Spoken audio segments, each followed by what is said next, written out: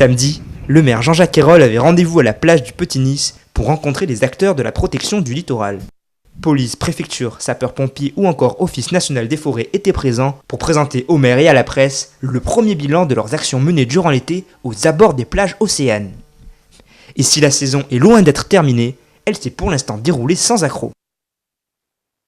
Aujourd'hui c'était une réunion, alors pas une réunion bilan hein, puisque nous avons encore 2 semaines de surveillance des plages et puis d'été, donc là nous avons un point presse disons finalement d'un 3/4 de saison pour savoir comment ça s'était passé. Il faut toujours être prudent hein, puisqu'il reste 15 jours, donc il ne faut jamais trop vendre la peau de l'ours hein, parce que donc nous avions aussi les pompiers, donc jusqu'à maintenant on a eu beaucoup de chance. À ce jour il n'y a pas de grosses interventions au niveau des pompiers, voilà, mais enfin globalement il y a beaucoup d'interventions comme chaque année, mais on est peut-être dans un nombre d'interventions un petit peu inférieur sur des choses majeures. Hein. C'est quand même très très important pour une commune qui a comme ça 24 km de plages océanes, plus évidemment les plages à Cazaux, donc c'est quand même très très important d'avoir cette coordination, donc avec tous les services,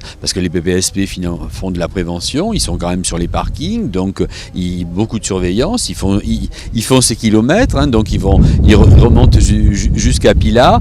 Après l'ONF, vous savez qu'on est quand même dans une forêt d'exception, donc on a quand même un massif forestier très très important, les pompiers, la police nationale, la police municipale. Bon, pour une commune aussi étendue que la Teste, c'est une coordination qui existe toute l'année, surtout entre les pompiers, l'ONF, la police nationale et la police municipale, mais en plus dans cette période de haute saison où il y a un apport touristique très très très important. Voilà, donc ces réunions de coordination sont importantes, nous échangeons et puis en fonction de ce qui peut se passer, on est à même d'apporter des correctifs. On accueille donc un maximum de personnes dans des espaces naturels, des milieux naturels qui sont fragiles et notamment avec un très gros risque d'incendie.